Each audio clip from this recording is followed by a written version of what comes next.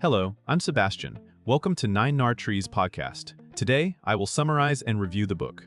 How Europe Underdeveloped Africa by Walter Rodney is a landmark work of political economy and historical analysis that examines the long relationship between Europe and Africa through the lens of power, extraction, and unequal exchange.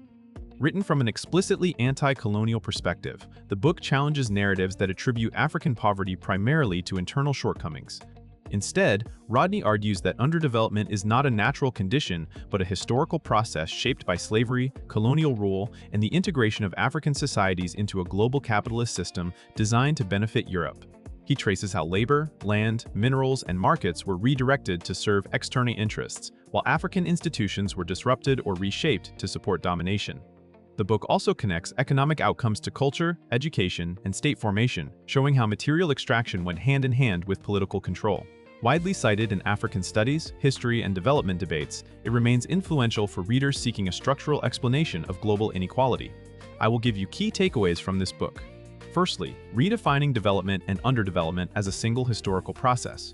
A core contribution of the book is its insistence that development and underdevelopment are linked outcomes of the same global system rather than separate stories happening in different places. Rodney frames underdevelopment as a relationship. One society advances through mechanisms that limit the autonomy and productive capacity of another. This approach pushes readers to evaluate African economic conditions, not as isolated failures, but as results of integration into international trade and finance on unequal terms. The argument encourages attention to who sets the rules of exchange, who controls technology and credit, and who captures profits from production. It also challenges the idea that growth indicators alone explain well-being, stressing that development includes the ability to control resources, plan for social needs, and build institutions that serve the majority. By treating underdevelopment as historically produced, Rodney opens space for questions about accountability and repair, including how colonial borders, export-oriented economies, and dependency on foreign capital continue to constrain choices long after formal independence. Secondly, the slave trade and the reordering of African labor, society, and production. Rodney emphasizes the transatlantic slave trade as a foundational turning point that reshaped African societies and strengthened European accumulation. Rather than depicting slavery as a tragic but temporary episode, he argues it had long-term economic and demographic consequences that altered labor availability, security, and political structures. The removal of millions of people, along with the violence and instability associated with raiding and warfare, disrupted agriculture, crafts, and regional commerce. Communities were pushed toward defensive organization, while some elites became tied to external trading networks that rewarded capture and sale of human beings.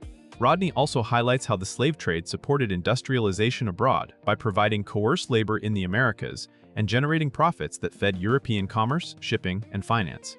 In this framing, the slave trade is not only a moral catastrophe, but also a mechanism that redirected African labor power outward and weakened conditions for endogenous development. The topic invites readers to connect population loss, institutional fragmentation, and distorted incentives to later vulnerabilities during the colonial era. Thirdly, colonial economies built for extraction rather than balanced development. The book examines colonialism as an economic project structured to extract raw materials, secure markets, and maintain political control, not to diversify African production or raise living standards. Rodney describes how colonial administrations oriented infrastructure such as railways, ports, and roads toward moving minerals and cash crops to the coast, often bypassing local needs like interregional food distribution. Taxation, forced labor, and land policies push households into wage work or cash crop production, reducing subsistence security and narrowing economic choices. Colonial firms and metropolitan governments captured value through monopoly privileges, pricing power, and control of trade, while Africans were frequently confined to low-wage labor and restricted enterprise. Rodney also stresses the damage done to indigenous manufacturing and skilled trades when imported goods displaced local production and colonial policy discouraged industrial competition.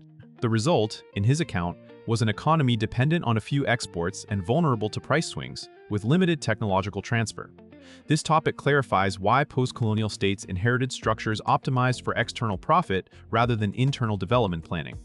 Fourthly, education, culture, and governance as tools of domination and dependency.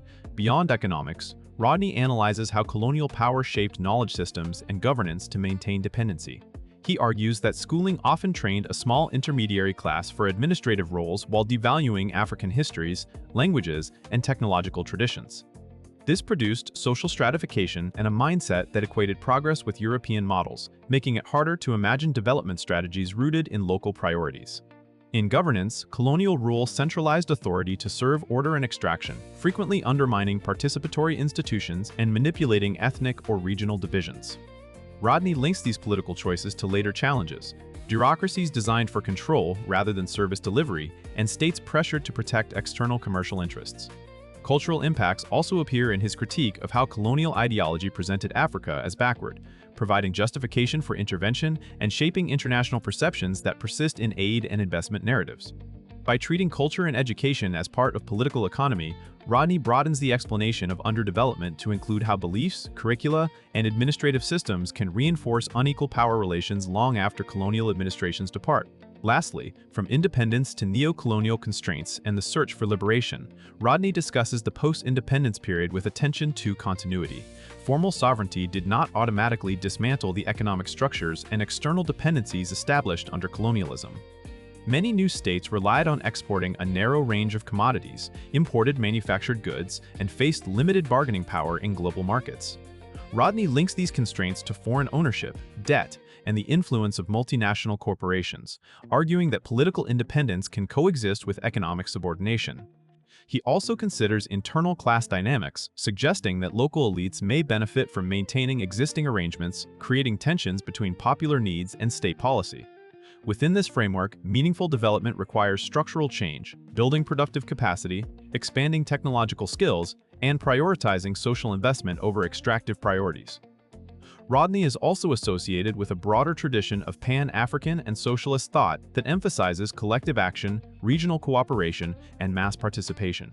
This topic leaves readers with a political question as much as an economic one: what strategies can break cycles of dependency and create development defined by African peoples themselves?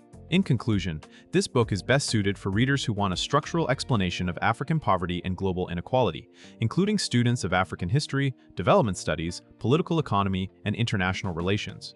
It is also valuable for general readers who feel unsatisfied with accounts that blame culture or governance alone and want to understand how slavery, colonial rule, and global markets shaped long-run outcomes. The benefit of reading Rodney is that it sharpens historical literacy and helps readers see how present-day issues such as commodity dependence, infrastructure patterns, education systems, and debt debates emerge from earlier power relations.